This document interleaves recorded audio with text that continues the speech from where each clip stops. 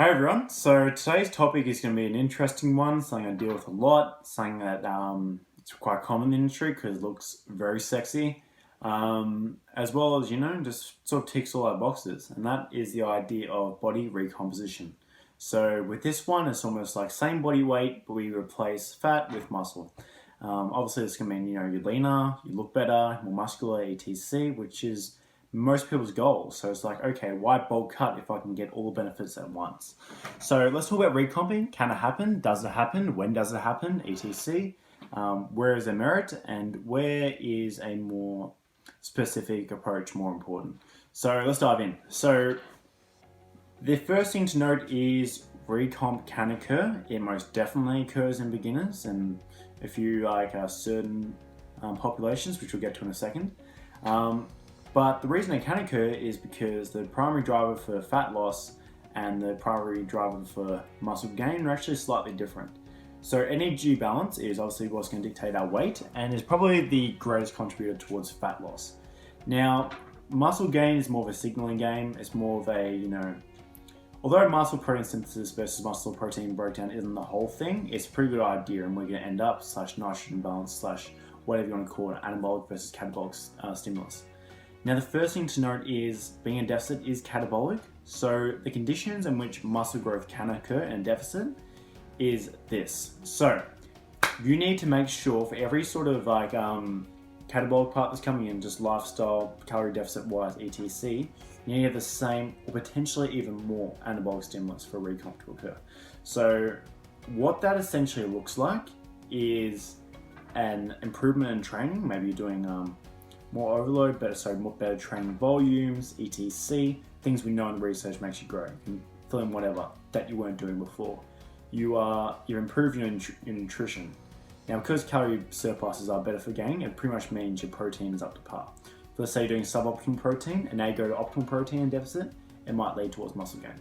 The last thing is you started / decided to up the dose of drugs. So as in like your PD, steroids sort of things, or anything that sort of, addresses the anabolic pathways. So you need that sort of stimulus to be greater. But here's the thing about that stimulus and getting that thing up.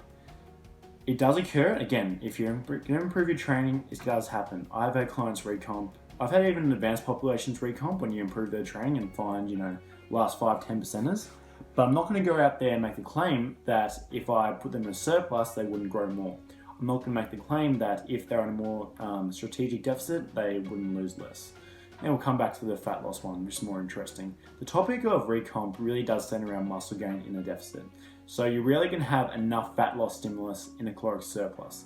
Basically, for that to happen, you need to set up your calories to be, 1 pound over a 1 pound gain across a week. You need all the training stimulus, etc., to equal 2 pounds of muscle gain in a week. So you obviously take the remaining fuel from fat. That really happens. When it usually happens is, again, that deficit period. So for example, calories set towards 1 pound of weight loss, you might need, let's say if you set your training stimulus, etc., towards 1 pound of muscle gain, then you can actually gain 1 pound of muscle and lose 2 pounds of fat, because the equation always has to equal -1. You sort of shifted how things are going. So for recomp to occur, you need to be in deficit for starters. Right, so yeah, it can occur, but here's the other thing to understand. And where specificity / training career, once you've ticked off these pathways, you really need to stick to a goal eventually. Eventually, muscle gain is hard. You need all the things in your favor. And here's the thing to understand about that anabolic / catabolic thing.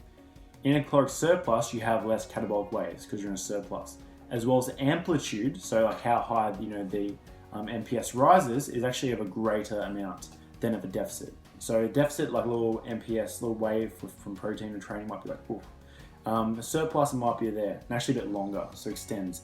Meaning like greater time until you're dipping into that muscle protein breakdown area again. So after a while, it probably pays dividend to just sort of, alright, I'm gonna have time to gain muscle, maintain fat or only slightly gain, and then dive into a period of I'm gonna lose, probably aim to maintain muscle. Because eventually, it's not going to be enough of a stimulus to grow unless you somehow improve your training, which is hard. I mean, if you're already doing enough good things, like you're overloading etc., you probably already ticked most of the boxes, with nutrition, if you've got protein, again, you're ticking 90% of the boxes minus calories, which we can't play with. And yeah, I think the main option is really drugs at that stage. So it can occur, but I think, guys, if you sort of looked at an approach of how to go across the year, let's say this line I'm going to mention in a moment is going to be, this hand's going to be muscle gain, this hand's going to be fat loss. How to look across the year if you try to recomp the whole time might be sort of like comes down, so fat comes down, muscle gain goes up, and it starts to like diminish. So it sort of like loops around, so it becomes really hard to gain after a while. And you might see a end result of something around here. So yeah, you do end up recomping across the year if you're training hard consistently, all that stuff. But if you're going to do the opposite approach, you might see more aggressive, more directed muscle gain, maintain as the fat comes down, aggressive, maintain, while the fat comes down. And overall, at the end of the year, you'll probably see a better result. So don't fucking make a joke of the power of calories. Sort of shove it towards the direction you want and stop like, what's the best term for this? Making things unnecessarily hard for yourself. If you're trying to gain muscle, do it in a fucking surplus. If you're trying to gain, lose fat, just maintain muscle and have directed periods of it. Rather than just have just enough of a deficit, so you can sort of gain muscle, but not really. It's probably not going to work out the best for you. Stick to a training goal. I know it sounds great to have both, but at the end of the year, you will end up, probably more lean and more muscular. So, yeah, have adaptation, specificity, guys. That's it. Hope you enjoyed.